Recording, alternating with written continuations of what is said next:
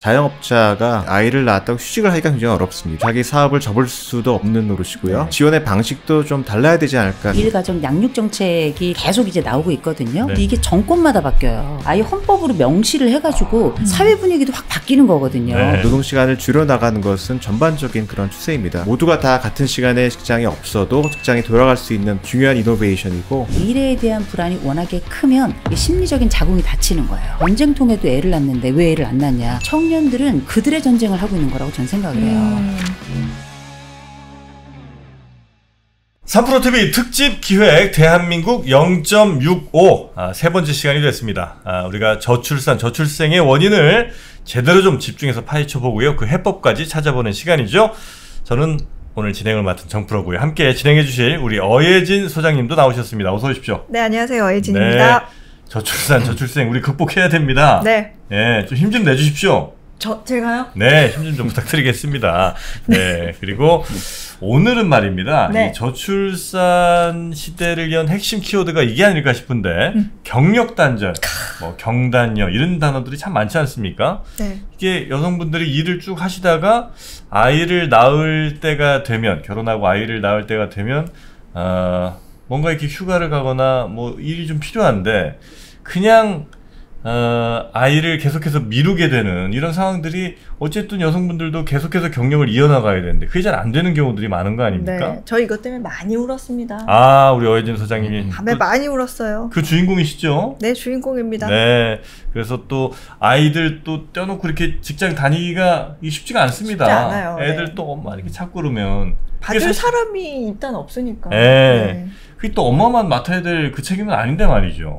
약간 모성애, 부성애 둘 중에 좀 더 강한 사람이 가지는 페널티랄까? 네. 그런 느낌이에요. 네. 그리고 네. 또 뭐 육아휴직 다녀왔더니 책상이 없어졌다는 분들도 계시고 또 경력에서 그만큼 마이너스가 되니까 그 네. 모습을 옆에서 바라본 앞으로 결혼할 분들이 아유 겁나서 결혼 자체를 아예 포기하거나 아니면 결혼하더라도 아이를 최대한 늦게 미루는 이런 일들이 일어나다 보니 네. 점점 출산율, 출생률이 떨어지는 거 아닐까 하는 생각이 좀 들고요.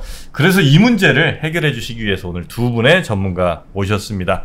서울대 경제학부의 이철희 교수님 나오셨고요. 예, 반갑습니다. 안녕하세요. 네, 그리고 승실사이버대 이호선 교수님도 함께 하십니다. 어서 오십시오. 어서 오세요. 네, 반갑습니다. 네, 저희가 그 지난 영상에 네. 댓글을 보면 정말 많은 분들이 댓글을 달아주셨어요. 근데 진짜 청년을 불러서 얘기를 해야 되는데 저기에는 진짜 청년은 없다. 다 교수님들 뭐에 자기들은 다 낳고 네, 남 얘기들 한다 이런 이제 불만들이 있으신 거죠. 어예진으로 부족하다. 네. 그래서 그런 요청이 정말 많았거든요. 근데 네. 저희가 또 청년 한 분만 또 모실 수 없으니까 네. 그래서 이분을 모셨는데 네. 이호선 교수님. 그렇습니다. 전 세대 전연령 상담 많이 하시는데 2030도 많이 하시죠? 일단은 이제 마음 젊은이로서 먼저 말씀을 드리고요. 근데 저희가 상담 현장에 당연히 2030 세대들 많이 오고요. 네. 많이 오는데 상담 현장이라는 것이 들어올 때 울면서 들어오는 것이거든요. 근데 이제 울면서 들어오는데 이분들이 특별히 2030의 주제들이 이제 여러 가지가 있지만 그 중에 핵심 주제가 뭐냐면 행복할 자신이 없다는 거예요. 지금도 내가 행복하지 않지만 앞으로도 난 행복할 자신이 없다는 게 2030 세대들의 상담의 가장 많은 주제다라고 보시면 될 것 같은 게 네. 막상 뭐 남녀가 따로 없습니다. 이를테면 결혼을 한 사람도 2030에 결혼을 하지 않은 사람도 2030에 아이가 없는 분도 있는 분도 또 경우에 따라서 우리가 뭐 사람이 행복하다는 게 여러 차원이 있을 수 있지만 네. 그 중에서도 내가 어떤 일을 시작하거나 그게 사랑이 됐건 아니면 그게 뭐 직업이 됐건 결혼이 네. 됐건 출산이 됐건 그 앞에 딱 서면 그 이어질 일들에 대한 막막함 앞에 딱 서는 모양이에요. 두려워요. 시작하면서 바로 절벽이 되는 거죠. 네. 근데 이게 어쩌면 희망이 사라진 세대의 어쩌면 이 뭐랄까 마음의 블랙홀이랄까요? 이게 2030들이 가지고 있는 가장 큰 맞습니다. 어려움이자 현실적인 네. 주제가 아닌가 싶습니다. 그런 생각들이 드는데 어떻게 이 젊은 분들한테 결혼해라, 애 낳아라 할 수가 있겠습니까? 특히 이제 상담 많이 해보시면 그분들이 직접 이야기하는 나는 이래서 아이 안 낳겠다, 이래서 난 결혼 못하겠다, 어떤 걸 제일 많이 좀 이야기합니까? 이제 2030이 결혼을 한 커플들의 고민이 있고 결혼을 하지 않은 싱글들의 고민이 있을 수 있는데요. 네. 일단은 우리가 예를 들어서 우리가 지금 뭐 저출생에 관련된 이야기 또 저출산에 관련된 이야기를 하고 있으니 예를 들어 우리가 연애를 하잖아요. 네. 연애를 하는 것 자체도 굉장히 어려운 일이고 요새는 오죽했으면 벚꽃 날리는 이 시점에 그 벚꽃 애인 대행도 있을 정도로 애인이 없잖아요. 사랑도 하고 싶은데 사랑을 하지 못하는 이유가 뭐 우리들 많이 알았던 것처럼 워낙에 취업이 어렵고요. 또 우리가 취업을 한다 하더라도 그 이어지는 생에 연결되는 핵심 주제들, 네. 생의 발달에 따라서 내가 취업을 해. 그러면 이제 우리가 뭐 연애를 하고, 네. 그다음에 뭐 결혼을 하고, 그다음에 임신을 하고, 출산을 하고, 그다음에 육아를 하고, 그다음에 이어지는 여러 연속적인 사항들을 다 책임을 져야 되는. 그러니까 아직 오지 않은 미래를 너무 당기는 거예요. 너무 당기고 특별히 여성들 같은 경우는 울면서 들어오면서 하는 얘기는 뭐냐면 나는 내 일을 놓고 싶지 않은데 그리고 그렇죠. 나는 이 일을 계속하고 싶고 그리고 이 사회 속에서 나 대학 나왔고 이 대학 나온 이 결과 가지고 우리 엄마 나 정말 너무 힘들게 키워줬고 네네, 그런데 내가 이 일을 놓는다면 과연 나는 앞으로 어떻게 살아가야 될 것인가. 그래서 내 생애와 아이를 바꾼다고 생각을 하더라고요. 과거에는 생각하지도 못했던 주제였는데 네네, 지금은 네. 그런 생각을 가지고 있고 이건 여성들만 얘기고 아니고요. 요새는 남성들도 아이를 낳지 않겠다 혹은 아이를 낳지 말자라고 제안하는 사람들이 굉장히 많습니다. 여성들은 어떤 경력 단절에 대한 불안이 있다면 네네. 남성들은 생애 책임에 대한 또 불안이 있어요. 네. 또 우리가 뭐 집 사지 못하는 거는 이제 뭐 당연한 이야기니까 됐으니까 이런 요소들이 결혼 전부터 이미 내가 연애를 하기 전부터 나의 능력치 내가 가지고 있는 자원의 출발점부터 시작을 한다는 거죠. 네. 과거에는 이게 아이나 뭐 이렇게 좀 태어나는 게 나의 삶에 뭐가 하나 더 생긴다는 생각을 했는데 이제는 아이를 낳음으로 해서 나의 상당 인생의 어떤 부분은 굉장히 좀 바꿔야 된다, 떼어줘야 된다, 그쵸. 나가야 된다, 포기해야 된다는 생각을 많이 하신다는 거군요. 예전에는 네. 진짜 아이를 하나 더 낳는다 그러면 뭔가 우리가 자산이 형성이 됐다 뭐 이런 자산까지 갑니까? 옛날에는 그랬는데 네. 요즘에는 리스크가 생겼다. 그렇죠, 그렇죠. 그렇게 생각이 들고 지금 네. 교수님이 하셨던 말씀들이 네. 제가 불과 한 5, 6년 전에 고민했던 울면서 고민했던 내용이 그대로예요. 네. 우리 부모님이 내가 아이를 기르고 이렇게 집안일을 하라고 이렇게 열심히 키워주신 건 아닐 텐데 네.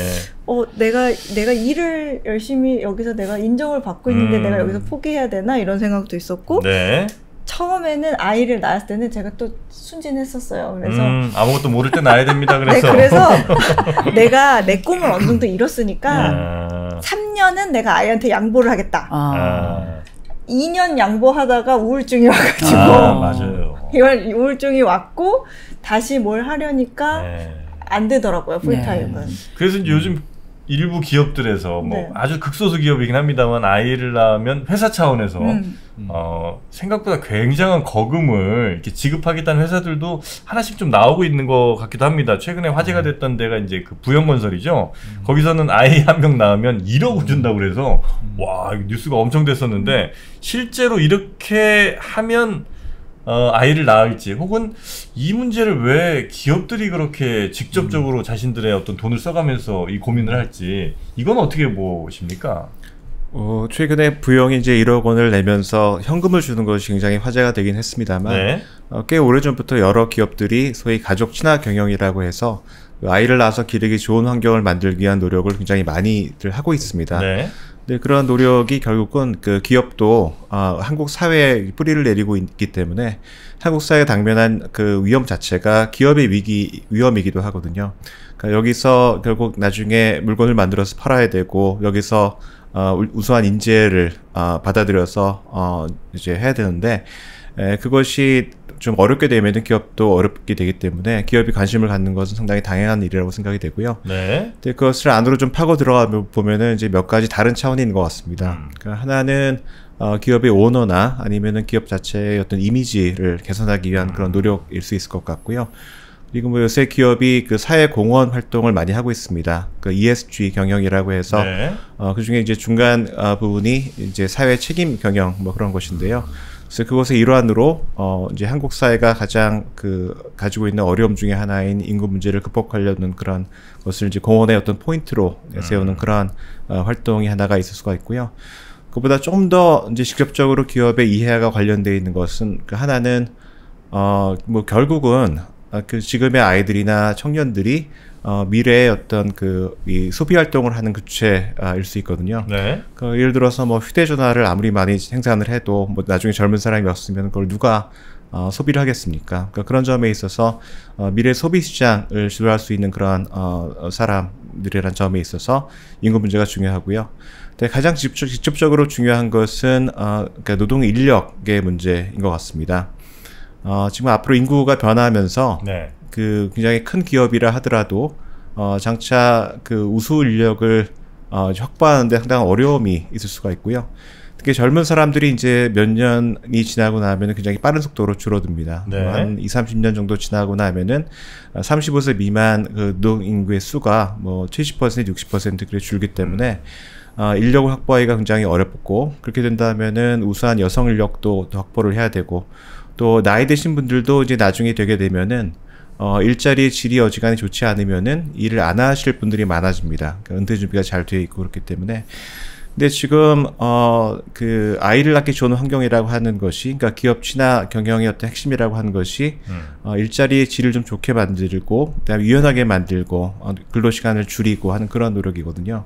근데 그런 일자리가 결국은 지금의 젊은 사람들에게 굉장히 매력이 있는 일자리입니다. 그러니까 요즘 뭐 젊은 사람들이 이 회사를 위해서 내 인생을 바치겠다, 내가 뭐 성공을 하기 위해서 내 젊음을 불태우겠다, 네. 뭐 그렇게 생각하시는 젊은 사람들은 별로 많지 않거든요. 네네. 근데 그런 점에서는 일도 짧게 하고 또 유연하게 하고 쉬고 싶을 때 쉬고, 이제 그러한 일자리를 만들어내는 것 자체가 기업으로서는 굉장히 중요한 경쟁력의 원천이라고 할 수가 있겠고요. 그래서 그런 쪽으로 투자를 많이 하는 것이 뭐 기업으로서는 뭐 중장기적으로는 상당히 기업의 이해와도 부합되는 그런 면이 있다고 생각할 수가 있겠습니다. 근데 이제 아까 말씀드린 네. 거 한 가지만 더 말씀드린다고 한다면은 네. 현금을 주는 것이 과연 기업이 할 일이냐 하는 지금 그런 네.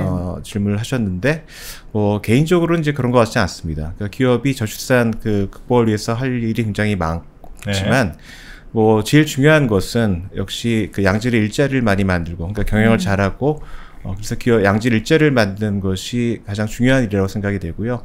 두 번째로 중요한 것은 방금 말씀드렸던 것처럼 일자리의 질을 개선을 하고, 젊은 사람들이 아이를 갖고도 잘 일할 수 있는 그런 환경을 만드는, 이제 그것이 굉장히 중요한 것 같고, 현금을 주는 것은 뭐 기업이 어떤 오너에 관심이 있거나 그러면 그렇게 할 수도 있겠지만, 그거는 뭐 기본적으로는 국가가 해야 될 일이 아닌가 하는 생각을 개인적으로는 해봅니다. 네. 현금을 주는 거에 대해서 이게 사실 저희는 다 하나씩 이상 나가봤잖아요. 근데 정말 그 입장이 돼서 했을 때, 만약에 교수님들은 1억을 주겠다. 그럼 그 세대다. 그럼 나으시겠어요? 요새 보니까 부영에 다니면서 네. 인천에 살면 2억이 생기겠더라고요. 인천은 네. 인천에서도 1억 공약을 걸었잖아요. 그래서 방위권체에서 그냥 건 예, 거예요. 지역 지자체에서 네. 이번에 이제 뭐 지금 시행하고 있는 건 아니고 이제 네. 하겠다. 예, 하겠다라고 이제 얘기를 한 건데, 그러면 이제 2억을 주면 낫겠느냐?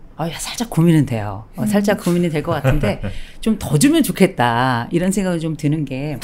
더 달라고요? 더 주면 좋죠. 그렇지 않나요? 그럼 10억 좀 더 줬죠. 10억 좀 더 줬고요. 가능하지가 않잖아요. 가능하지는 않은데, 네. 얘는 그러면 이런 출산 장려금이 효과가 있느냐, 네. 이걸 한번 좀 고려를 해봐야 네네네. 되는데, 막상 우리가 출산 장려금의 규모가 그럼 출생률하고 똑같이 같이 평행성을 이루면서 상승을 하는가? 그렇지는 않더라는 거죠. 같아요. 막상 그런 연구들을 보면 그 출산 장려금을 주는 그 지역에 있는 분들의 출산율이 살짝 오르기는 해요. 그렇다고 해서 다른 분들이 그 지역에 가면은 출산 장려금을 주니까 그 지역에 가가지고 아이를 낳고 또 거기서 결혼을 해서 아이를 낳고 키워야 되겠다, 이런 비율은 거의 없더라는 거죠. 네네네. 출산 장려금이 약간의 효과가 있지만 사실상 그렇게 효과가 높은 것은 아니구나. 그러면 도대체 뭐가 필요한가? 이를테면 뭐 첫째도 있지만 또 둘째도 낳아야 되잖아요. 네. 도대체 뭐가 필요한가 가만 생각해 보면, 어쩌면 제가 판단을 할 때에는 이런 지금 복지 인프라나 시설 인프라나 이런 것들 다 괜찮거든요. 또 우리나라 저출산 정책에 보면 돈도 뭐 지금 뭐 380조 뭐 이런 얘기 나오는데 엄청나게 쏟아부었는데 그게 전 효과가 아주 없다고 생각하진 않아요. 네.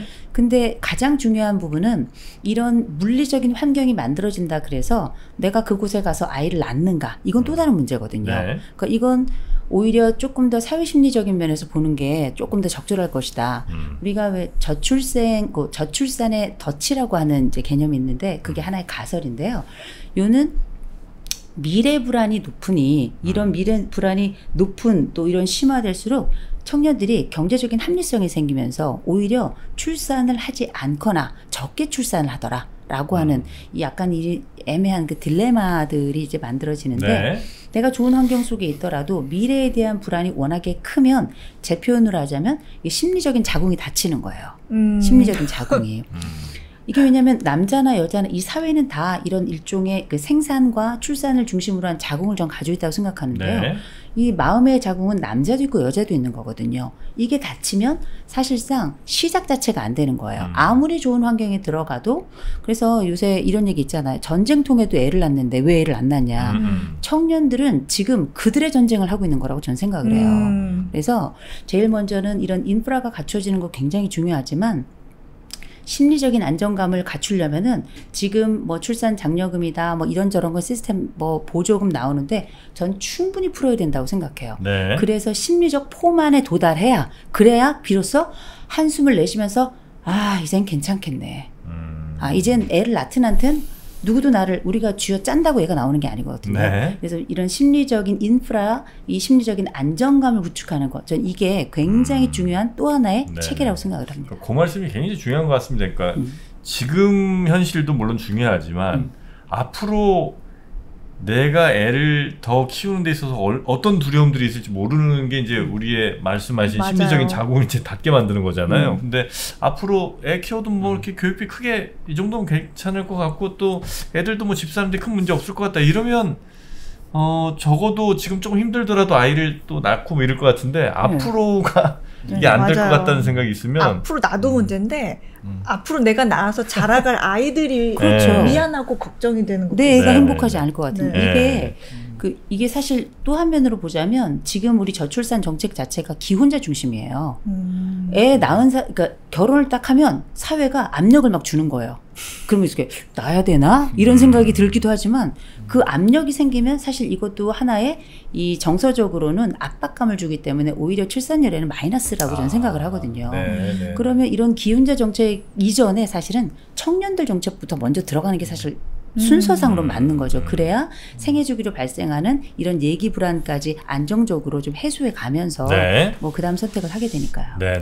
여자분들이 가장 이제 일하는 분들이 가장 또 고민하고 걱정하는 부분 중에 하나가 경력 단절이에요.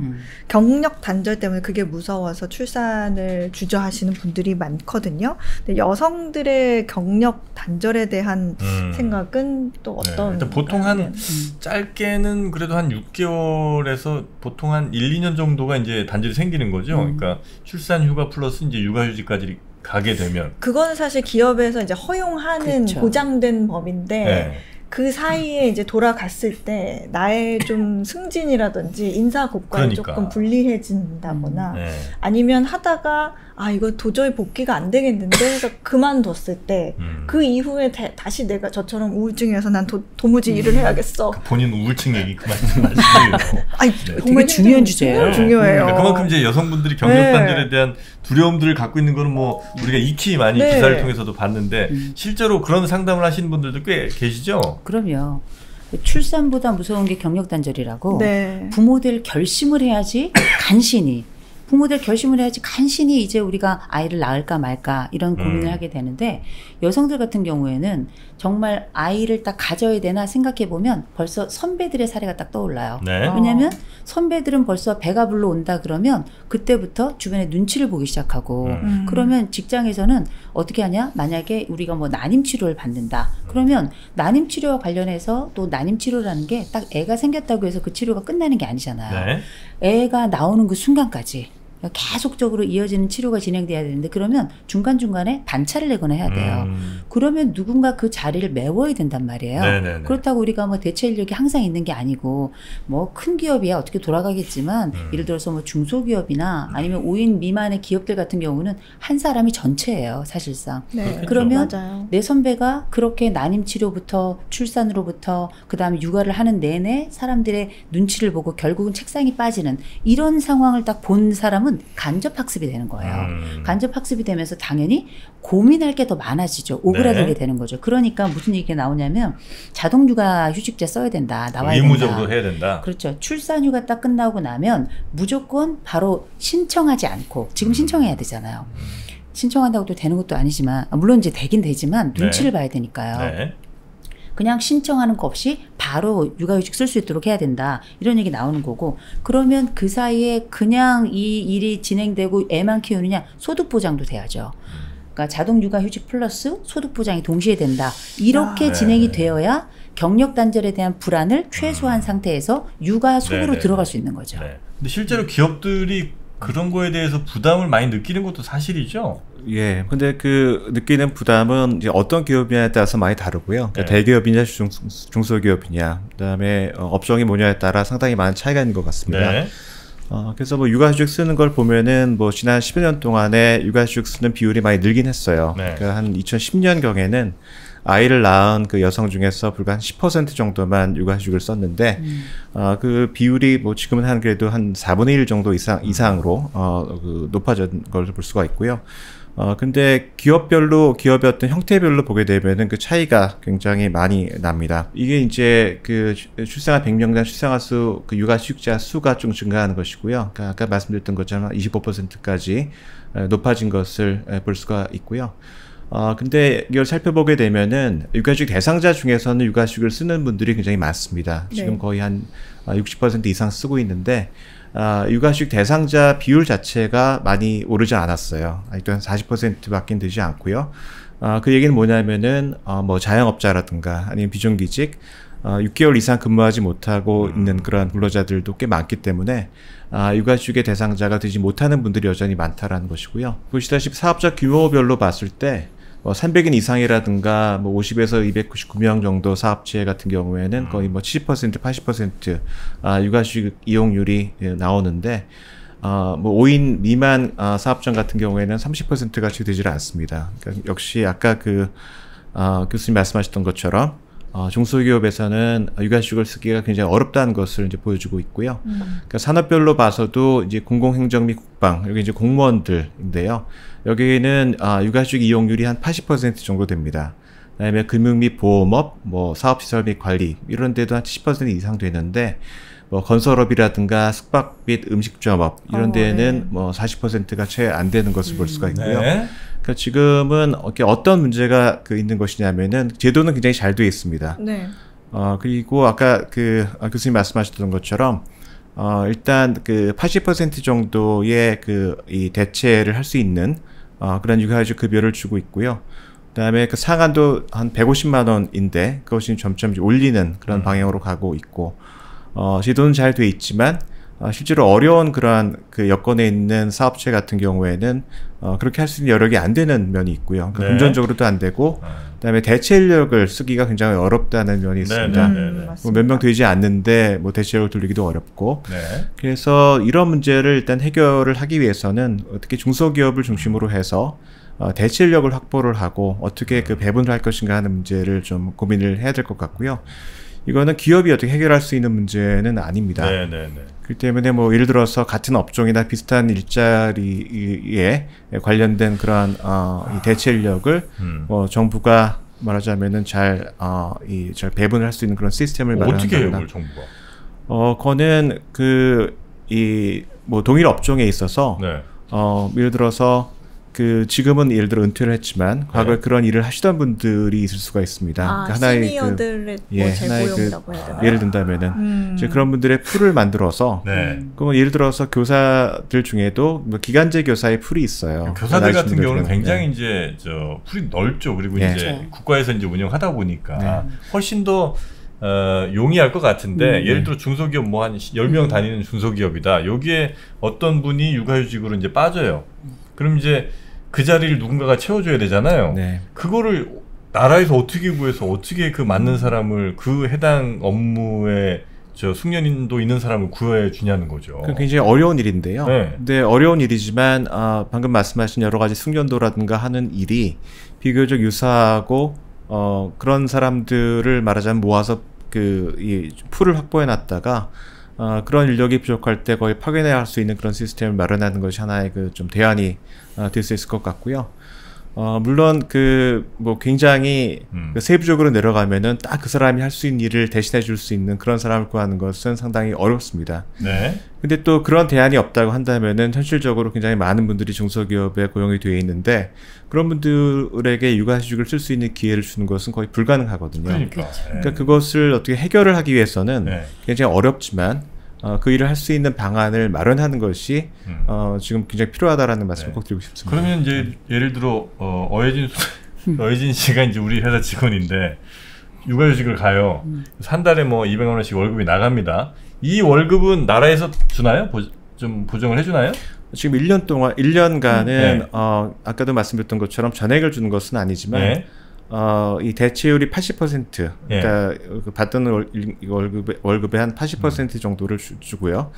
근데 물론 그걸 다 주는 것은 아니고 상한이 있습니다. 그래서 상한을 아까 150이라고 얘기해 주신 거고. 그럼 예를 들어 300 받던 예진 씨가 우리 어예진 직원이 있는데 300 중에 한 150 나가겠죠. 상한이 150이니까 150 나가요. 그 돈은 누가 주고 그리고 이 어예진 씨를 대신한 또 다른 사람이 와요. 이 사람들 임금을 저희가 줘야 되잖아요. 이 월급은 또 누가 줍니까?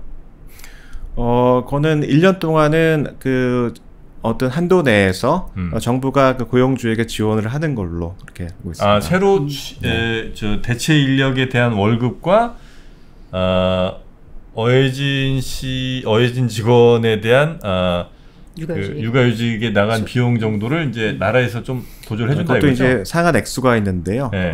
고용주를 지원하는 액수가 첫 3개월 동안 200만 원을 지원을 하게 되고요. 첫 3개월 200만 원. 그리고 그 이후에는 나머지 기간 동안 30만 원을 지급하는 것이 현행 그리고 기업 입장에서는 물론 이건 뭐 그래서는 안 되지만 기업을 운영하는 입장에서는 사실 뭐 중소기업이라고 하면 뭐 어마어마하게 영업이익률이 높은 회사들도 아마 아닐 가능성도 꽤 있을 텐데 그 와중에서도 인건비로 엄청나게 부담되는 상황을 회사가 또 떠안아야 되는 거잖아요. 그러니까 회사 입장에서는 아예 뽑을 때 결혼 앞둔 사람을 일부러 안 뽑으려고 한다든지 그러니까 오히려 또 여성분들이 더 취직하기 어려운 일들도 생기고 그러니까 회사가 부담해야 될 것들을 적어도 나라에서 부담을 대신해 주지 않으면 이 회사에서는 이 여성을 뽑기를 되게 주저하게 될 거 아닙니까? 이게 이제 이 뭐랄까 구조가 가지고 있는 이제 구멍이 있죠. 구조의 구멍이 있는데 지금은 이제 사용자 고용을 하는 입장에서 이제 주로 교수님께서 말씀을 해주셨잖아요. 근데 저희가 보통은 근로자 아닙니까? 근로자가 실제로 우리가 아까 80% 말씀하셨지만 실제 80%는 3개월만 해당되고요. 나머지는 40%예요. 근데 그것도 이제 80%일 때 상한이 150인 거고 40%일 때 상한이 100만 원이에요. 근데 상한이 그런 거지 실제 그렇게 받을 수 있느냐는 다른 문제거든요. 못 받겠군요. 근데 또 하나의 문제는 우리가 정규직만 있는 게 아니에요. 비정규직도 있는 거고 무기계약직도 있는 겁니다. 그런데 막상 이분들이 고용별로 육아휴직을 어떻게 사용했는가를 보면은 정규직이 그래도 장기적 7개월에서 12월까지 쓴 비율이 32.9%거든요.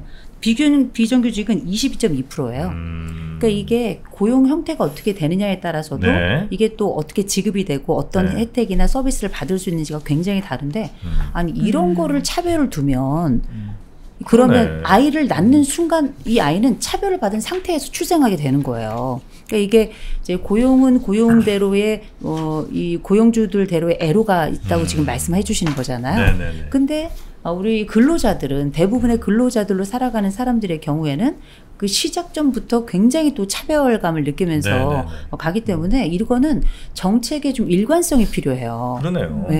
아니 그래서 이 기업을 운영하는 사람들한테 사업주들한테 너네가 좀 육아휴직 좀 열심히 좀 이렇게 지원하고 이렇게 하라고 그 사람들의 선의에 맡겨서는 사실 이거는 그렇게 답이 나오는 문제는 아닌 것 같고 그 사람들이 도저히 육아휴직을 충분히 주지 않고는 못 견딜 만한 뭔가를 주든지 아니면 육아휴직을 충분히 보내더라도 전혀 손해보지 않을 뭔가를 마련해주지 않으면 사실 그 어떤 사업주별로 어떤 사람은 정말 너무 착하고 또 육아휴직에 너무 생각이 열려 있어서 또 직원들한테 잘해줄 수도 있지만 안 그럴 가능성도 매우 높을 거 아니에요. 그러니까 그걸 그냥 개별 사업장별로 잘 좀 해주세요라는 부탁이나 뭐 이런 그냥 응원 정도로는 안 될 것 같고 뭐 이 시스템이 좀 정해져야 될 것 같다는 생각이 이제 말씀을 나누면서 점점 좀 듭니다.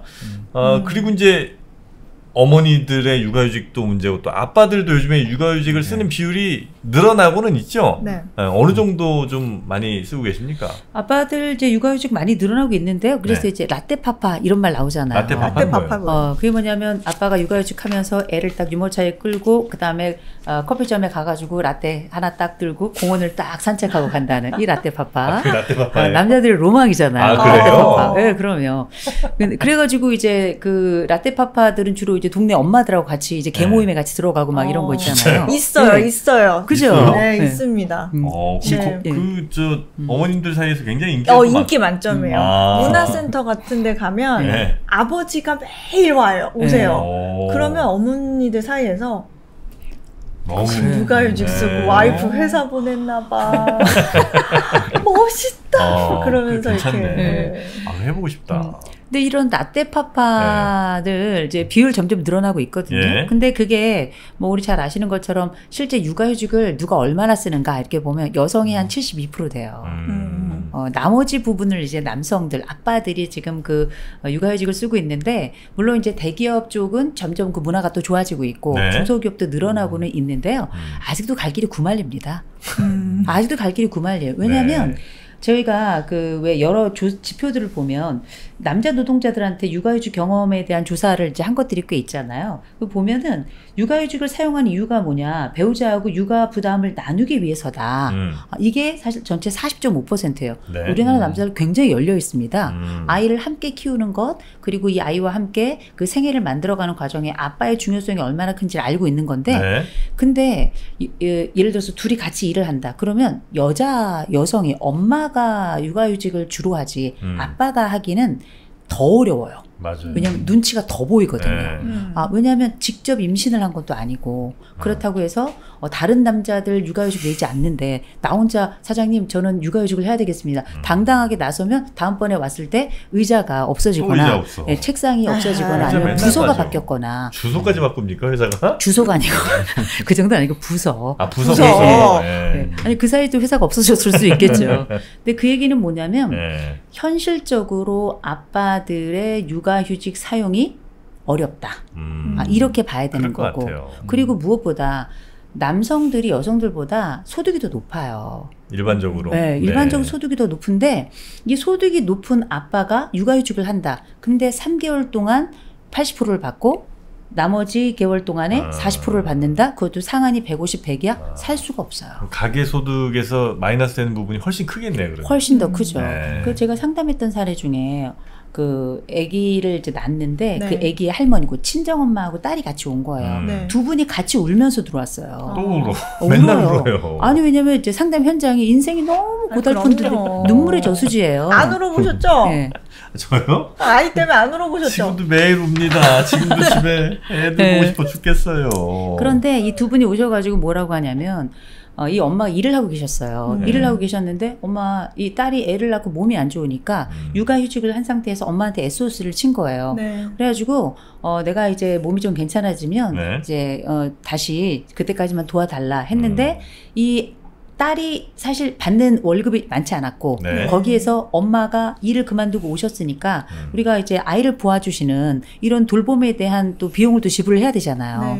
근데 이 엄마도 따로 생활을 해야 되니까 왜냐하면 아버지는 이제 퇴직을 한 상태고 엄마가 벌어서 살고 있는 상황에서 딸이 약속했던 금액을 줄 수 없었던 거예요. 그런 상황에서 이제 김서방을 부른 거죠. 꼭 김서방이 등장하잖아요. 김서방을 불러가지고 김서방 내가 정말 미안한데 자네 좀 앉아보게. 이거 어떻게 나도 살아야 되지 않겠나. 그랬더니 김서방이 어머니 제가 휴직하는 것보다 낫지 않습니까?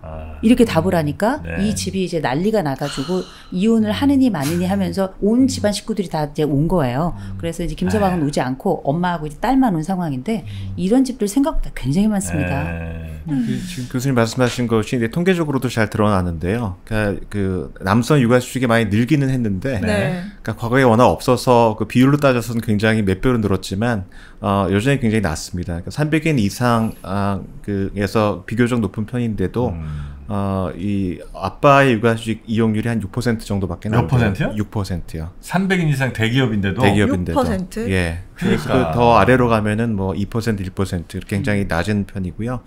그리고 그 육아휴직 급여를 높이면은 육아휴직 이용률이 좀 높아진다는 그런 실증적인 증거도 이제 얻을 수가 있는데요. 네. 그러니까 뭐 고용보험 DB를 가지고 육아휴직 급여가 높아졌을 경우에 이제 어떤 일이 일어났나 하는 것을 분석을 해보면은 육아휴직 급여가 한 10만 원 정도 높아지게 되면은 네. 육아휴직 이용률이 한 2.6% 포인트 정도가 높아지는 그 결과가 나옵니다.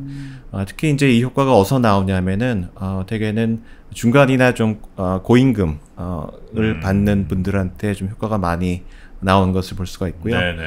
사업장 규모로 봐서는 한 중간 정도 사업장, 그러니까 아주 작은 사업장이나 아주 큰 사업장 같은 경우에는 뭐 돈을 좀 더 줬다고 해서 그게 육아휴직을 많이 이용하는 걸로 연결은 안 되는데, 그래도 한 중간 정도 사업장 같은 경우에는 이 좀 급여를 더 주게 되면은 더 많이 이용을 하고 더 긴 기간 동안 육아휴직을 쓰는 이제 그런 결과가 나타납니다. 네. 이 지점에 네. 제가 한 가지만 좀 말씀을 드리자면 직장 어린이집이 있잖아요. 네. 우리가 어린이집이 뭐 민간도 있고 공공도 있고 많이 있는데 직장 어린이집 비율이 전체 어린이집 비율의 6.1%예요. 네. 왜 이렇게 직장 어린이집이 6.1%밖에 안 됐을까? 대부분 직장에 다니는 사람들이 남자라고 생각을 하는 거예요. 근데 아빠들도 육아의 당사자잖아요. 네. 당사자면 사실은 저는 기업들이 이런 직장 어린이집에 아주 적극적으로 나서야 된다고 생각을 하거든요. 또 기관이 지금 물론 이제 여러 곳이 있지만 우리나라에 지금 직장 어린이집이 1308개예요. 네. 그 중에서도 공공이 547개고 그 나머지가 이제 기업이 이걸 차지하고 있는데 대기업이 610개고 중소기업이 151개예요. 그 얘기는 뭐냐면은 사실은 우리가 육아휴직이 다 끝나고 나서도 그 다음에 이어져서 아이를 어린이집에 보내야 되잖아요. 아니면은 뭐 유치원까지 이어져서 다 보내야 될 텐데 어린이집 보낼 때에도 사실 민간 뭐 다 좋은데요. 그래도 부모하고 가장 가까이 있는 공간이 제일 좋거든요. 근데 이런 시스템들이 엄밀히 말하자면 남성들이 많이 근무하는 곳에서는 없는 게 아닌가 이런 생각을 좀 하게 돼서 그냥 우리 교수님 잠깐 말씀하시니까 언뜻 떠올라서 그 말씀을 좀 잠시 드립니다. 근데 차라리 육아휴직도 육아휴직인데 제가 뭐 지난 시간에도 말씀드렸지만 제가 저를 받아줬던 작은 언론사 같은 경우에는 파트타임을 허용해 줬거든요. 일하는 시간을. 네, 그러나 뭐 정규직 대접을 해주셨어요. 그런데 이제 많이 편의도 봐주셨고, 근데 이제 아이가 유치원에 간 시간 동안만 일을 하는 거죠. 딱 기사 제대로 쓰고 기자 간 다음에 딱 할 거 다 하고 오는데 그때 단순하게 이런 생각을 한번 해봤어요. 나 같은 사람이 내가 절반만 받으니까 나 같은 사람 한 명 더 있으면 되지 않을까. 이런 식으로 유연 근무제를 할 수 있는 사람 아니면 단축 근무를 하는 사람을 어떤 좀 절반 주는 월급을 2명 두면 되지 않을까 이런 단순한 생각도 해봤거든요. 그런 거는 사실 좀 기업 입장에서는 좀 비효율적인 일인가요? 비용이 들기는 들죠. 왜냐하면 여러 가지 그 고정 비용이라는 게 있습니다. 사람을 고용하는 데 있어서. 근데 뭐 그럼에도 불구하고 지금 말씀하신 여러 가지 그런 사회적인 문제들을 해결을 하기 위해서는 상당히 그 얼마나 긴 시간을 일하느냐 하는 것도 중요하지만 언제 일을 하고 어떤 형태로 일을 하고 그것이 굉장히 중요할 것 같고요. 그러니까 엄마가 그 원하는 시간에 일을 하고 아무튼 아이를 보러 갈 수 있게끔 유연하게 그 일자리를 만드는 것 자체가 굉장히 중요한 것 같고 그런 점에 있어서는 뭐 비용이 좀 든다 하더라도 그거를 좀 감내를 해야 되지 않을까 생각을 합니다. 근데 저는 이 지점에서 꼭 말씀드리고 싶은 게 우리가 지금 일가정 양육 정책이 계속 이제 나오고 있거든요. 근데 이게 정권마다 바뀌어요. 정권마다 아주 징글징글해요. 이거를 그냥 이 정권마다 그 입맛에 맞추어서 그냥 새로운 그 정책인 것처럼 낼 게 아니라 아예 헌법으로 명시를 해가지고 그래야 사회 분위기도 확 바뀌는 거거든요. 네. 법으로 그렇게 딱 못 박아놔야. 우리 정부 좀 부탁드리겠습니다. 하긴 뭐 그게 이제 헌법에 이렇게 명시가 아예 돼버리면 어떤 그 다른 법들을 만들면 그 헌법의 위헌이 되니까 그럼요. 아예 그런 법들 못 만들 테니까. 구속력이 있잖아요. 예. 이게 굉장히 중요한 개념이라고 생각하는 게 네. 생명이 있는 자리인데 법으로 규정하는 건 전 정당하다고 생각해요. 네네네네. 근데 이제 그렇게 일하는 시간을 말씀하신 것처럼 줄여놓으면 사실 우리 엄마 아빠의 입장에서 굉장히 좀 반가운 일이긴 한데 왜냐하면 단절도 안 되고 또 적은 시간 노동하면서 임금은 좀 적더라도 또 아이와 함께 할 수 있는 그 행복을 또 함께 할 수 있는 거니까. 근데 이게 아마 또 기업에 그냥 그렇게 좀 하세요라고 권유하는 건 아마 쉽지 않을 것 같고 요거를 전체적인 어떤 노동시간을 좀 줄임으로 해서 결국 일하는 시간이 8시간에서 예를 들어 6시간을 줄이면 나머지 2시간만큼의 한 3명이 모이면 그 2시간이 또 6시간이 되는 거니까 그렇게 한 일자리가 좀 늘어나게 되고 이런 효과가 좀 있을 수는 있지 않을까 하는 생각도 좀 해보긴 하거든요. 그 노동시간을 줄여서 일자리를 늘리는 그것에 일단 목적이 있다기보다도 일단은 노동시간을 줄이는 것 자체는 근로자들의 어떤 웰빙이라든가 아니면은 그 가정 생활을 좀 잘할 수 있게끔 하는 그런 데 있어서 더 의미가 있을 것 같고요.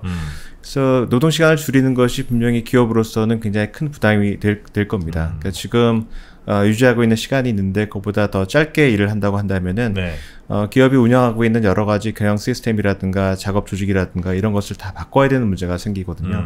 그래서 굉장히 어렵고 비용이 드는 그런 일인데 네, 그럼에도 불구하고 이걸 해야 되는 이제 그 이유는 이제 한 두세 가지 정도 들 수 있을 것 같은데요. 하나는 장기적으로 봐서 소득이 늘고 아무튼 이 나라가 발전하고 하면서 노동시간을 줄여나가는 것은 전반적인 그런 추세입니다. 아주 오래전부터 진행이 됐던 것이고요. 우리나라 좀 일을 오래 하는 나라이기도 하고요. 예, 굉장히 다른 나라에 비해서 오래 하는 나라이기도 하고요. 근데 선진국들도 과거에는 굉장히 일을 오래 했습니다. 산업혁명기 초기에는 영국 같은 경우에는 하루에 12시간에서 16시간씩 면직 공장에서 일을 하는 것이 있었고요. 이제 그런 것이 여러 가지 제도적인 변화라든가 사회적인 어떤 그 니드를 반영을 해서 좀 더씩 줄어들었고, 그래서 일 8시간이 되기도 하고, 지금은 더 많이 줄었고 하는 그러한 변화가 일어나고 있는데요. 근데 어떻게 이렇게 줄였는가? 결국은 노동시간을 줄이기 위해서는 노동 생산성의 개선이 동반이 되어야 합니다. 이제 그것이 아니면은 기업이 이걸 받아들이기는 굉장히 어렵거든요. 그래서 과거에 이렇게 노동시간이 줄어들 때의 어떤 여건을 보게 되면은 특정한 기술이 나온다거나 아니면 기업이 어떤 이노베이션이 생겨서 충분히 노동시간의 감소를 생산성의 개선으로 이제 만회할 수 있을 때 이제 그런 변화가 잘 받아들여졌던 것 같아요. 그러니까 예를 들어 20세기 초기에 8시간 노동이 받아들여졌는데 그때 굉장히 중요한 기술 변화가 전기 도입입니다. 그러니까 전기를 생산 현장에 이용을 하기 시작했고요. 그렇게 되면서 여러 가지 이제 효율화도 일어날 수가 있겠고, 그다음에 무엇보다도 지박적으로, 그러니까 짧은 시간에 일을 효율적으로 할 수 있는 그런 시스템을 마련하기 위한 노력을 했고요.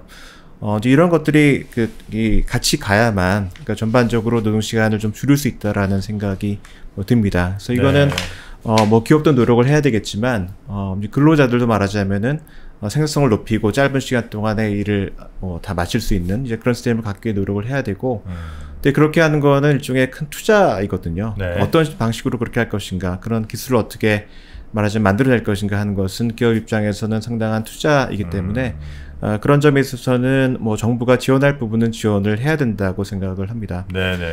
근로시간 단축도 또 중요하지만, 아까 말씀드렸던 것처럼, 이것을 모두가 똑같이 9시부터 6시까지 하는 것이 아니라, 어떤 사람은 자기가 원하는 시간에 먼저 하고, 아니면은, 좀 유연하게 할 수 있고, 이렇게 하는 것도 기업이 상당 정도의 어떤 시스템의 변화를 이뤄내야만 할 수가 있는 거죠.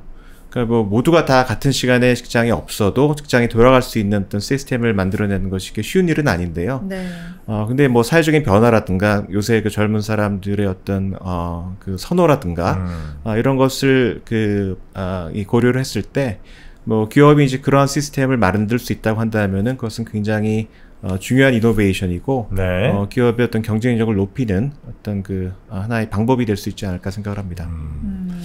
하여튼 일하는 시간이 좀 어찌 보면 직장인들 뭐 8시간 일하는 거 중에 약간 좀 줄일 시간이 있긴 있어요. 예. 8시간을 정말 초집중해서 일하는 건 아니고 그렇죠. 예, 약간 좀 이게 날아가는 시간들이 좀 있긴 있습니다. 그거 좀 잘 줄이면 한 6시간 이렇게 좀 줄일 수 있지 않을까 하는 생각도 좀 드는데 이런 얘기는 또 근로자분들이 좀 싫어하실래나요? 네. 그거를 이제 줄여서 이제 가정에서 할 수 있으면 가정에서 생산성을 높여야 되는. 그렇죠. 네.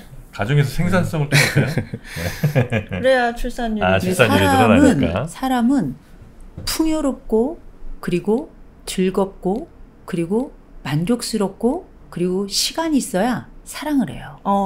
네. 그래요? 네. 누구를 봐야 사랑에 빠질 거 아니에요. 네. 우리가 컴퓨터 본다고 해서 사랑에 빠질 수는 없는 거예요. 그래서 사랑에 빠질 시간을 줘야 됩니다. 그리고 이 사랑에 빠졌을 때 또 다른 생명이 나타나면 그 생명을 사랑할 시간을 줘야 되거든요.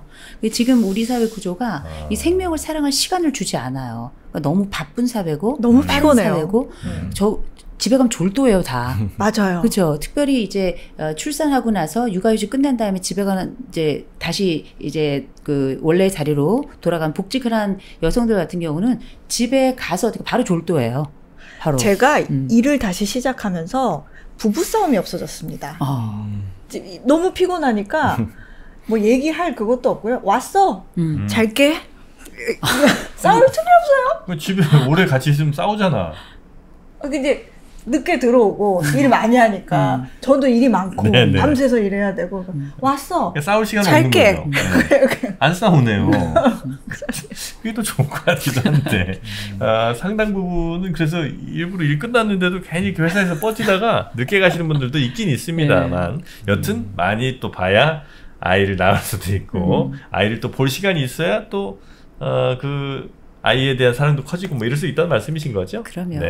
충분히 사랑할 시간이 충분히 살아갈 시간이 되기도 합니다. 알겠습니다. 근데 이제 우리나라 같은 경우 특히나 뭐 이게 직장 다니신 분들도 굉장히 많습니다만 우리나라는 거의 전 세계에서 역대급으로 자영업자 비중이 또 높은 나라이기도 하잖아요. 그래서 자영업자들은 이런 논의에서 늘 제외가 돼. 그래서 자영업자분들 가운데 우리는 같은 국민들인데 맨날 저거 직장 다니는 사람 공무원들 얘기만 하고 우리는 뭐 육아휴직 뭐 이런 거 상상도 못하는데 이런 좀 하소연하시는 분들도 계시더라고요. 혹시 자영업자를 위한 뭐 그래도 아이 키울 수 있는 어떤 뭐 시스템이나 이런 것들이 좀 준비가 되거나 하고 있는 게 있을까요? 지금 말씀하신 것처럼 우리나라는 특별히 자영업자가 굉장히 어려운 그런 나라이고요. 그것은 뭐 여러 지표로 드러나지만 출산율에도 그 지표 지금 말씀하신 자영업자 어려움이 나타납니다. 그러니까 건강보험 데이터를 가지고 그러니까 소득 분위별로 출산율을 이제 계산을 해보면은 소득 분위는 똑같은데 자영업자가 그러니까 이 임금 근로자에 비해서 출산율이 훨씬 더 낮은 것을 볼 수가 있고요.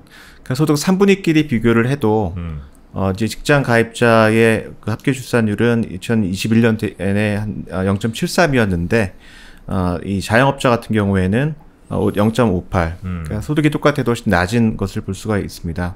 근데 그건 지금 정프로님 말씀하셨던 것처럼 육아 유지 휴직 지원을 하는 그런 거에 있어서도 뭐 자영업자들은 이제 사각지대에 있는 것이고요. 그러니까 자영업자들은 아무튼 자기가 일을 하고 있기 때문에 잠시도 쉴 수가 없어요. 그렇기 때문에 뭐 아이를 낳고 어떻게 기르는 데 있어서도 굉장히 좀 애로가 많이 있고요.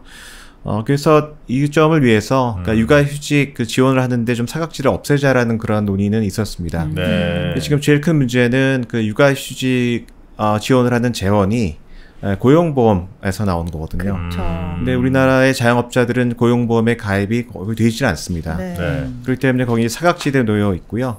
그래서 이 문제를 해결을 하려면은 결국은 육아휴직 지원을 하는 그 재원을 좀 바꿔야 될 그런 필요가 있고요. 그래서 한때는 이것을 이제 건강보험을 지원으로 해야 된다는 그런 논의도 있습니다. 유럽 국가들이 그렇게 하고 있죠? 근데 제가 보건대는 이건 사회보험이기 때문에 그 사회보험에 취지하고 좀 맞아야 된다고 생각이 되고요. 근데 뭐 고용보험 같은 경우에는 뭐 지원을 해서 예를 들어서 경영 단절도 줄이고 여성의 어떤 고용을 안정시킨다는 점에 있어서 고용보험에 취지하고 맞는 것 같고요. 뭐 건강보험 같은 경우에는 뭐 여러 가지가 있겠습니다만 뭐 출산율이 높아져서 장기적으로 인구 구조가 개선이 되면은 건강보험의 재정이 이제 개선될 수 있다는 점에서 어느 만큼 그 취지에 맞는 것 같고요.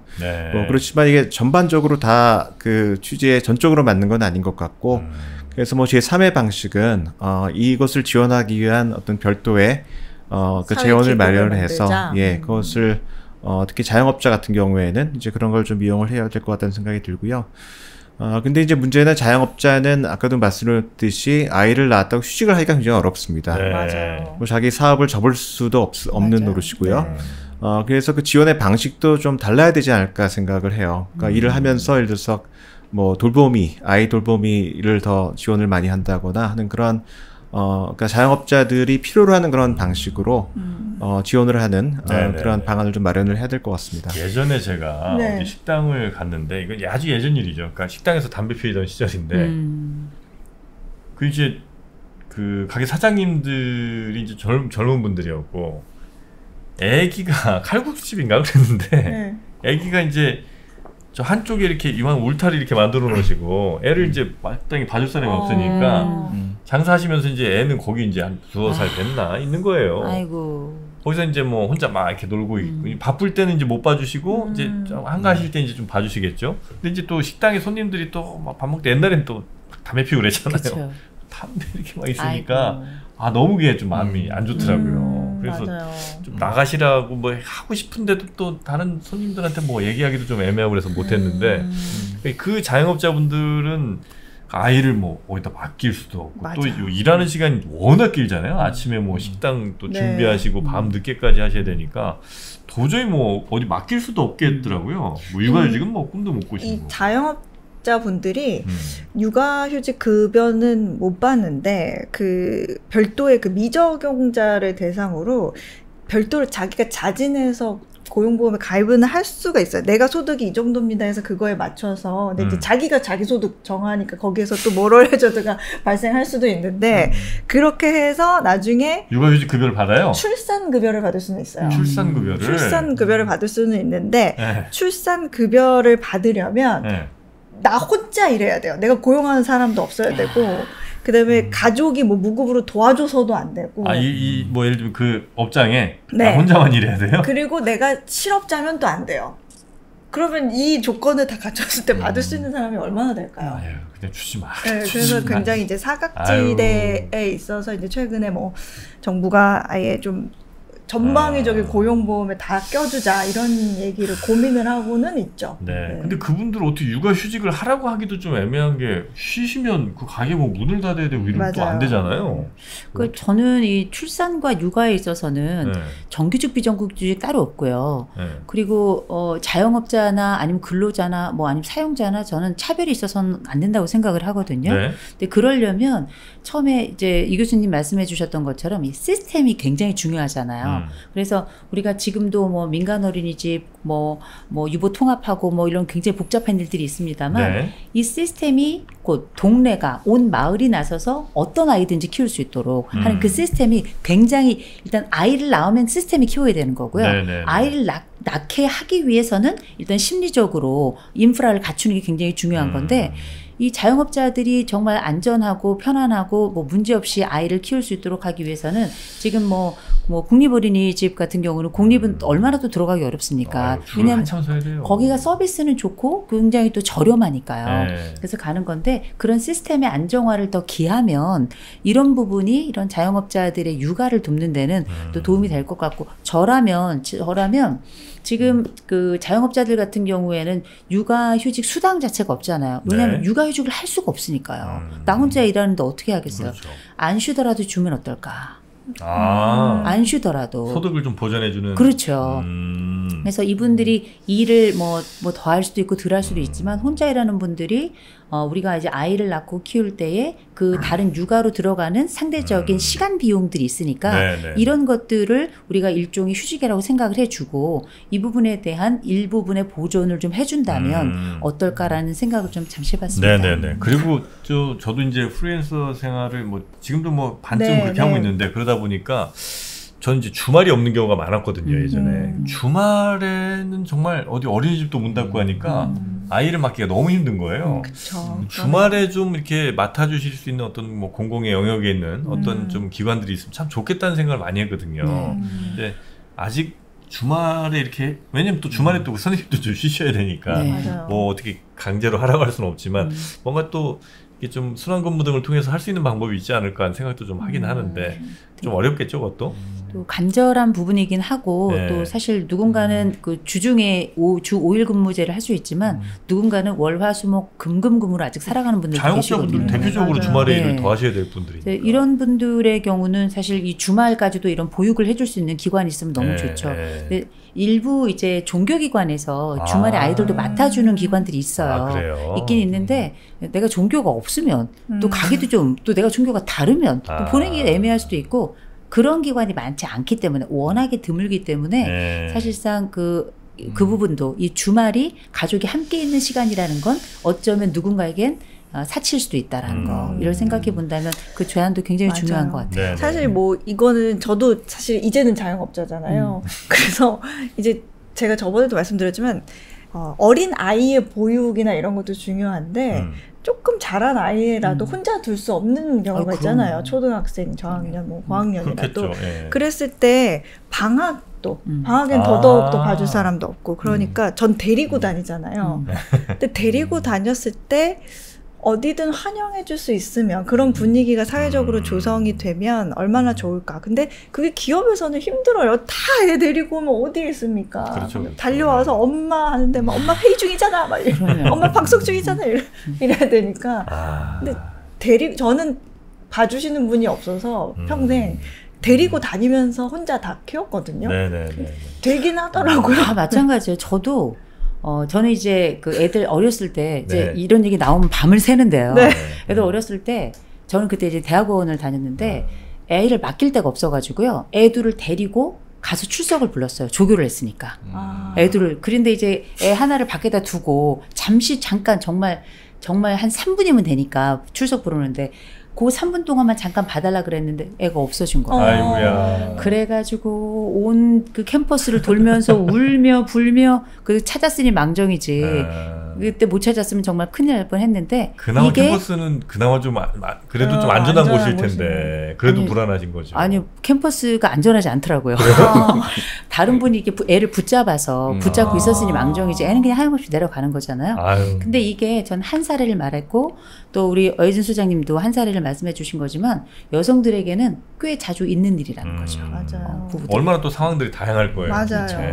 청춘이 어렵습니다. 자, 그럼 하여튼 우리나라가 점점 이렇게 아주 극단적인 0.65명까지 떨어진 이 상황에서 출산율이 뭐 지금 일하는 시간 이야기도 나오고, 또 아이를 돌봐줄 어떤 시스템이라든지, 또 맨 처음에는 출산 보조금이라든지 뭐 이런 다양한 얘기들이 좀 나왔는데, 좀 종합적으로 정리해 주신 말씀을 한 말씀씩 좀 주신다면 우리나라 출산율, 출생률을 높이기 위한 어떤 대책들이 조금 더 다급하다, 어떤 좀 더 직접적인 효과가 있겠다 생각하시는지 말씀해 주신다면요. 저는 일단은 이제 속도도 되게 중요한데요. 사실은 그 안에 정말 실효성 있는 그 정책들이 되게 중요하다는 차원에서 우리가 페스티나 랑떼라는 말이 있는데요. 이게 천천히 서둘러라 라는 말이에요. 그러니까 지금은 젊은 층들이랑 계속 저는 정부가 대화를 해야 된다고 생각합니다. 그들의 수요가 정부가 생각하는 수요와 다를 수 있어요. 다를 수 있기 때문에 계속적인 대화를 해가면서 그냥 쥐어짜듯이 낳으라고 하는 게 아니라 이들이 살고 사랑하게 해주는, 그걸 목표로 가야 된다라고 저는 생각이 들고요. 무엇보다 내가 서두에 말씀드렸던 것처럼 기혼자 중심의 정책만으로는 향후 발생할 이후의 출산율을 높이는 건 불가능하다. 기혼 이전에 있는 미혼자들에 대한 기본적인 정책과 이들의 목소리를 굉장히 적극적으로 들어주는 거 되게 중요하고, 아까 그 두 번째로 정말 강조하고 싶은 거, 단축시간제하고 또 유연근무제 같은 경우는 헌법에 좀 명시하도록 그렇게 좀 부탁을 좀 드립니다. 헌법에 명시하자. 네, 그리고요. 여러 말씀을 나눴지만 정책들이 대개는 아이를 낳은 초기에 지금 집중이 되어 있는 것 같습니다. 근데 그것만 가지고는 사실은 좀 부족한 것 같다고 생각을 해요. 왜냐하면 오늘날의 여성은 근근히 아무튼 노동시장에 남아서 일을 하는 것 자체를 목표로 가지고 있는 분들은 아닌 것 같습니다. 그러니까 정말 남성과 정말 동일하게 노동시장에 나와서 뭐 경쟁도 하고 그다음에 일에서 성공을 거두고 거기서 만족을 느끼고 그런 것을 목표로 하는 분들이 대부분 많은데요. 뭐 그런 경우에 있어서는 뭐 육아휴직이라든가 이런 걸 가지고 초기에 아이를 뭐 그 기르는데 좀 도움을 주는 것만으로는 굉장히 모자란 것 같고, 네. 계속 일을 하면서도 그다음에 집에 뭐 늘 그렇게 들어가지 않고 있어도 아이를 기를 수 있는 그런 시스템이 마련되지 않으면은 그 오늘날의 여성들의 상당수는 여전히 그 아이를 낳는 것이 상당한 부담으로 느껴지고 내가 많은 것을 그 손해를 보고 피해를 본다라고 느낄 수 있는 그런 면이 있을 것 같고요. 그래서 미국의 사례를 보면은 뭐 작년도에 노벨 경제학상을 받은 클로디아 골린 교수가 그 한 얘기가 있는데, 미국은 굉장히 많은 분야에 있어서 그 남녀 평등이 잘 실현되는 국가로 알려져 있습니다. 노동 시장에서도 그렇고요. 네. 근데 여전히 미국에서도 유리 천장으로 남아 있어서 여성이 잘 진출하지 못하고 성공하지 못하는 그러한 분야가 좀 있다고 그래요. 그러니까 이게 어떤 분야냐면은 대개는 큰 기업의 이사진, 그다음에 대형 로펌의 그 파트너, 그런 데는 여전히 여성이 굉장히 평등한데도 불구하고 잘 진출을 못하고 성공을 못하고 있는데, 그 이유는 거기가 살인적으로 장시간 노동에다가 그러니까 엄청난 그 에너지를 필요로 하는 그런 데입니다. 그러니까 그거는 이제 그 근로 조건 자체가 너무 그 가혹하기 때문에 여성들이 아예 거기서 진출을 못하게 만드는 그런 것이 되는 것이고요. 그래서 그 아이를 가진 여성에게 혜택을 주는 것도 중요하지만 전반적으로 사회가 이 근로 조건이라든가 노동 조건이 개선이 돼서 아이를 가지고도 아무튼 충분히 자기의 노동시장에서 성공을 거두고 하고 싶은 일을 할 수 있는 그런 사회로 바뀌지 않으면은 결코 충분하지는 않은 것 같다고 생각을 합니다. 네, 하여튼 뭐 일하는 시간이 전 세계에서 거의 가장 긴 나라 중에 하나인데 우리가 요게 근본적으로는 조금 이제 줄어드는 게 장기적으로는 당연히 좀 필요한 것 같고요. 그 다음에는 확실히 아이를 낳았다가 다시 돌아가는 그 시점에 여러 불이익들이 당연히 개인에게는 없어야 되고, 그래 이제 이렇게 날 생각을 할 테고, 또 기업 입장에서도 육아휴직을 보내는 게 우리 회사에 그렇게 마이너스가 아니라는 그런 확신이 좀 있어야 육아휴직을 좀 보내는데도 눈치도 좀 덜 주게 될 테고, 육아휴직을 쓰는데도 좀 배리어들이 많이 좀 사라지지 않을까 하는 생각을 좀 하게 되는데, 이건 저는 오히려 쉽진 않네요. 조금 여성분들이 기죽지 말고 능력을 더 키우면 회사에서는 결국에는 능력 있는 사람을 찾기 때문에 그 사람 꼭 데려오고 싶으면 배려를 더 하지 않을까. 네. 우리 어혜진 소장님의 그리고 사실 저도 풀타임 잡에서 아주 높은 연봉의 제안이 왔는데 아이 육아를 포기할 수가 없어서 굉장히 마음이 아팠지만 고사를 했거든요. 그런데 지금까지 아이를 계속 키워올 수 있었던 거는 일을 하면서 누군가가 뭔가 회사가 바뀌어야 돼, 이게 불만이 하기보다는 그럼에도 불구하고 해보자. 그래도 내가 일을 해보자 하는 어떤 정신적인 승리가 좀 컸던 것 같아요. 그래서 그 이호선 교수님이 말씀하셨던 것처럼 정서적으로 심리적으로 내가 조금 더 안정이 되고 조금 더 그래 해보자 라고 할 수 있는 그런 사회적인 분위기가 먼저 좀 만들어지는 것도 굉장히 중요할 것 같아요. 그래서 우리 어 소장님 애들은요 말을 안 듣잖아요. 그러면 우리 소장님이 야 내가 너 얼마짜리를 포기하고 너 본 줄 아냐? 이러면서 애들을 엄청 잡습니다. 아닙니다. 말을 안 들으면 가고 싶은 미술학원 비용을 엄마가 벌 수가 없다. 거래를 합니까? 갈 수가 없다. 열심히 해야 이거 하면 파스타 한 그릇 지금 벌고 있다. 모든 걸 돈으로 환산해서 아이들에게 경제교육을 시키고 있습니다. 경제연구소장은 다르네요. 파스타 먹자! 그러면서 열심히 합니다. 애들이 엄청 열심히 해요. 우리는 이제 뭐 아이 낳을 때가 조금 이제 지나긴 했습니다만, 아이를 낳아주실 많은 분들이 좀 더 용감하게 낳을 수 있는 그런 환경을 우리가 좀 만들어야 되는 건 우리의 의무이자 숙명인 것 같습니다. 그래야 이제 우리나라, 그래도 대한민국이 유지될 수 있습니다. 지금 이대로 가다간 정말 나라가 절단난다는 거, 우리 위기의식을 꼭 지금 좀 가지고요. 열심히 좀 저출산을 극복할 수 있는 그런 분위기를 만들어 주셨으면 좋겠습니다. 자, 오늘 함께 해주신 이호선 교수님 그리고 이철희 교수님 두 분 말씀 대단히 감사하고요. 아이를 열심히 키우고 계신 우리 어혜진 소장님도 고생 많으셨고요. 워킹맘 워킹디디 화이팅! 저희는 다음 시간에 또 뵙겠습니다. 함께 해주신 여러분 고맙습니다. 고맙습니다. 감사합니다.